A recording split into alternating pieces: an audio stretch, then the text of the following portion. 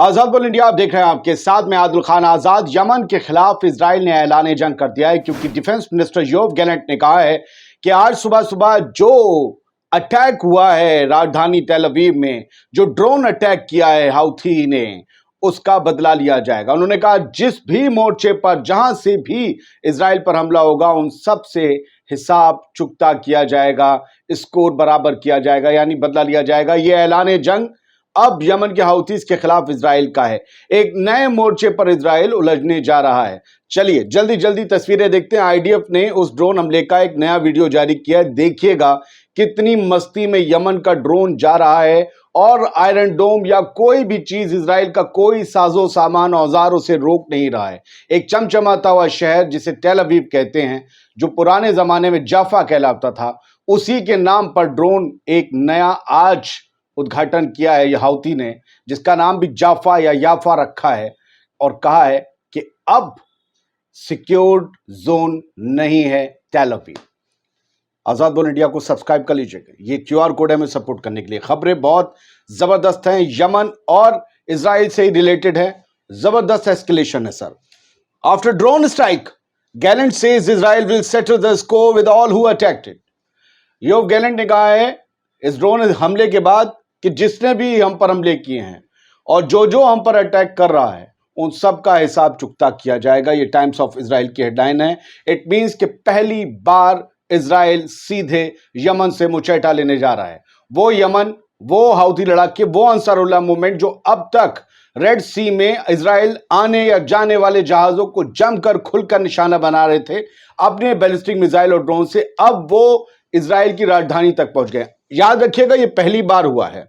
2500 kilometre का फासला है तेल अवीव और यमन में, जहां से जो है ड्रोन दागा गया, हुदैदा या आप कुछ भी कह लें, सना से, हुदैदा से खासतौर से पूरा रेड सी का गलियारा पार करते हुए गया। किसी ने नहीं देखा ये ड्रोन और जाकर हिट हुआ तेल अवीव में। ये उसकी विजुअल मैं आपको दिखाऊंगा, आईडीएफ वाले। खैर, पीएम ऑफिस जो बेंजामिन नेतन्याहू का ऑफिस है, वो रियल टाइम अपडेट्स हासिल कर रहा है या उसने हासिल की इस पूरे ड्रोन अटैक की। यह हाउथीज का पहला बड़ा हमला है। अभी तक उसके ड्रोन इलियट, जो बंदरगाह वाला सबसे नीचा शहर था समंदर के पास, वहां तक जाते थे, लेकिन ये पहली बार है तेल अवीव में गया। राजधानी में कितने आयरन डोम हैं, कहीं नहीं जा पाए। सबसे पॉश इलाके में बता रहे हैं अमेरिकन काउंसलेट के पास जाकर गिरा है। तो नेतन्याहू का ऑफिस पल पल की खबर ले रहा है और ये कहा गया है कि हम सारी जानकारियां जुटा रहे हैं और जो जरूरी होगा, ब्रीफिंग हो रही है, पूरी वाया फोन ब्रीफिंग हो रही है तमाम आर्मी और एयरफोर्स और नेवी हेड्स के साथ नेतन्याहू लगातार। क्या ये जबरदस्त एस्केलेशन होने जा रहा है? रफा, गजा, यहां तो आईडीएफ फंसी हुई थी, हिजबुल्लाह से नॉर्थ इजराइल में वो भिड़ रहे थे। ये तो ऐसी जगह है कि यहां आईडीएफ जा भी नहीं पाएगी क्योंकि बीच में समंदर है, 2500 किलोमीटर गैप है, जमीनें मिलती ही नहीं इजराइल के कब्जे वाले इलाकों और यमन की। क्या ये एक नया जंग का मोर्चा दोनों की नेवीज के बीच होगा? और नेवी देखें तो इजराइल की मजबूत जरूर है, लेकिन यमन की नेवी ने क्या किया है अब तक? अमेरिका के सबसे बड़े दूसरे जहाज आइजनहावर को जाना पड़ा वापस। इतने ड्रोन्स और उन लोगों की जो टेस्टिमनी, जो गवाही आई है कि भाई जान बची है, ये है याहिया सारी। इन्होंने आते ही सुबह ऐलान किया। मैं इस बारे में आपको दिखा चुका हूं एपिसोड, वहां उस पर नहीं है कि ड्रोन हमला हुआ। अब यह है कि इस ड्रोन हमले के बाद क्या होने जा रहा है। जंग होने जा रही है, उसका ऐलान जंग दोनों तरफ से है। इजराइल ने कहा, डिफेंस मिनिस्टर ने, बदला लेंगे। क्या कह रहे हैं याहिया सारी, वो भी सुन लीजिए। ये भी कह रहे हैं कि हम तुम्हें और मारेंगे। ये कह रहे हैं यमनी आर्म फोर्सेस के मिलिट्री स्पोक्सपर्सन याहिया सारी कि we declare the occupied Yafa area Tel Aviv, जिसे आज यहूदी इजरायली तेल अवीव कहते हैं। हम ये ऐलान करते हैं कि वो याफा एरिया है, वो याफा है या जाफा है पुराना नाम, एज ए अनसेफ जोन, यानी कि तेल अवीव एक अनसेफ जोन है। सोचिए, safe zone, safe zone, safe zone. Gaza में कह कर इजराइल के आर्मी लगातार फलस्तीनियों को इधर से उधर भेजते थे, गजा के लोगों को, और फिर उन सेफ जोन्स में कहा जाता है कि हमले होते हैं। कहा क्या जाता है, कई बार हमारे सामने आई है। अभी अलमवासी में क्या हुआ, वो सेफ जोन बताया गया था। ये सेफ जोन का लफ्ज हम 9 महीने से इजराइल के मुंह से सुन रहे थे और इसके बरक्स आकर यमन के हाउथीज ने कहा है कि तुम्हारी राजधानी, तुम्हारा शहर, तुम्हारा सबसे बड़ा ताकत का गढ़, जहां तुमने सब कुछ छुपा रखा है, वो अनसेफ जोन हम डिक्लेयर करते हैं। हम ऐलान करते हैं वो सबसे ज्यादा अनसेफ है। यानी ये इजरायली आवाम के लिए एक हिदायत, एक नसीहत, एक ऐलान है कि अपने इंतजामात कीजिए, अपने आप को सिक्योर रखिए, आपकी हुकूमत से हमारी सीधी जंग अब शुरू होती है। हाउथीज के ड्रोन हमले में एक इजरायली नागरिक मारा गया है, 8 जख्मी हुए हैं, बड़ा नुकसान हुआ है। यह ड्रोन ऐसा है, किसी आयरन डोम, किसी रडार की पकड़ में नहीं आता। इसी वजह से मदमस्त होकर इजराइल कैसे पहुंचा है वो आप देखेंगे। और इन्होंने ये भी कहा है याह्या सारी ने कि ये एक अनसेफ जोन है टेल अवीव, और हम ये बता देते हैं कि ये हमारा प्राइमरी टारगेट है। आपकी कैपिटल, तुम्हारी कैपिटल हमारा प्राइमरी टारगेट है। ये हमारे तमाम वेपन्स की रेंज में है, हमारे हथियार की रेंज में है। और ये वाकई जाफा जो है ना, बड़ा खतरनाक ड्रोन साबित हुआ है। इजरायली डिफेंस फोर्स ने, आईडीएफ ने खुद ये वीडियो जारी किया। जरा साइड में देखिएगा, मैं यूट्यूब से कहता हूं आईडीएफ के तो वीडियो दिखाने दिया करें। ये वो ड्रोन जा रहा है रात में, कबूतर और चिड़िया की तरह आपको दिख रहा है, और वो जाता है। कितनी चमचमाती हुई बिल्डिंग है ये इजराइल की राजधानी की, ये एकदम रोशनी निकलती है, ये जाकर हिट होता है। आपको कहीं पूरे आसमान में कोई इंटरसेप्टर दिखा? नहीं। अब वीडियो बंद करते हैं। ये आईडीएफ ने लिखा है, स्क्रीनशॉट में देखिए। A residential building in central Tel Aviv was struck by an Iranian UAV. Central तेल अवीव के मध्य हिस्से में, सेंट्रल में जो है एक ईरानियन UAV, ये ईरान को बीच में जरूर लाते हैं, यमन के ड्रोन नहीं कहेंगे उसे, कि यमन ने ईरान का एक UAV, एक ड्रोन लॉन्च किया जो सेंट्रल तेल अवीव में आकर गिरा। एक रेजिडेंशियल बिल्डिंग पर, रिहायशी बिल्डिंग पर एक सिविलियन मारा गया, many injured. We will continue operating to better protect Israelis against terrorism on all fronts.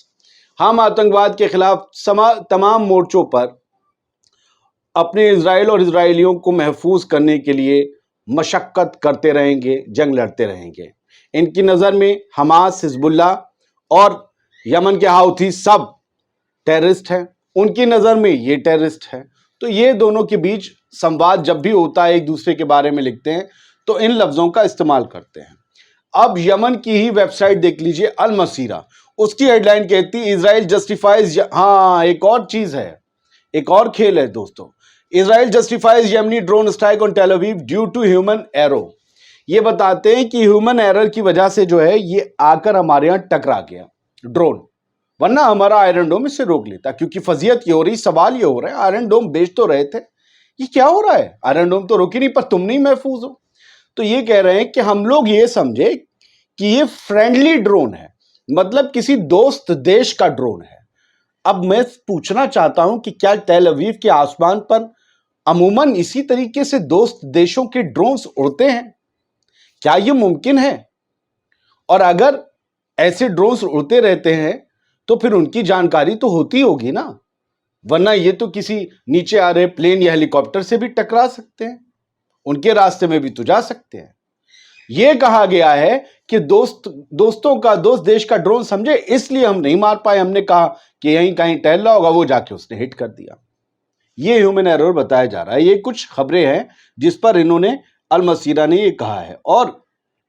और एक और चीज अल मसीरा में छपी है कि भाई Israeli officials acknowledge security failures as Yemeni drone targets, कि इसे इजरायली ऑफिशियल्स ने माना है कि ये सिक्योरिटी फेलियर्स है हमारे।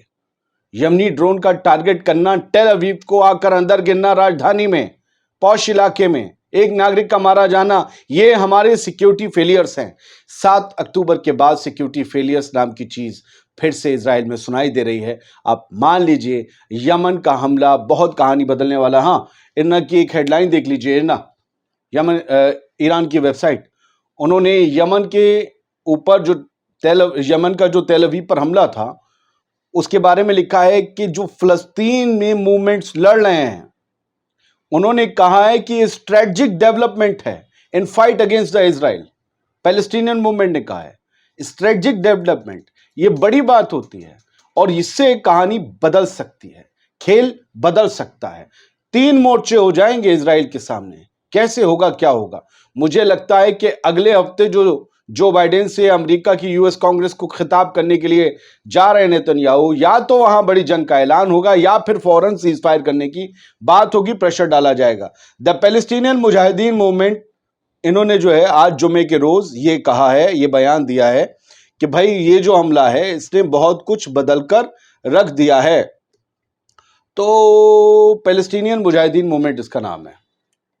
अब आप ये समझ लीजिए, ईरान ऑब्जर्वर भी ये कह रहा है, हालांकि एक्स हैंडल है, कि जब 2509 किलोमीटर यमन के ड्रोन पहुंच सकते हैं तो फिर सोचिए हिजबुल्लाह के पास भी सेम कैपेबिलिटीज हैं।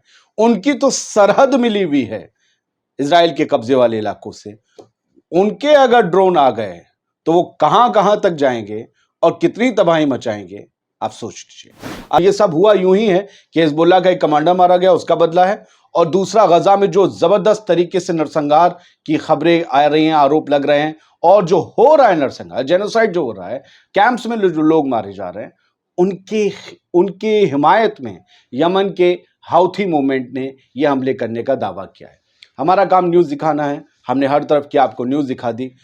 इजराइल क्या कह रहा है, यमन क्या कह रहा है, अब आप फैसला करिए कि एक नया एस्केलेशन मिडिल ईस्ट को किस तरफ ले जाएगा। आजाद बोल इंडिया आप ही का चैनल है और दुनिया टुडे हमारा दूसरा चैनल है, वहां विजुअल्स के साथ वीडियो आते हैं, तो वहां जाकर जरूर देखिएगा। सारे वीडियोस वहां मिलते हैं, ताजा ताजा आज के 2 एपिसोड हैं। एक तो ये हमला हुआ उसके वीडियोस है, दूसरा बेंजामिन नेतन्याहू राफा में मौजूद रहा कल और क्या कहा, टैंक में घूमे, फौजियों मिले, 2 बड़े ऐलान किए हैं। उस वीडियो को जाकर जरूर देखिएगा, इसमें लिंक है। शुक्रिया, सलामत रहिए।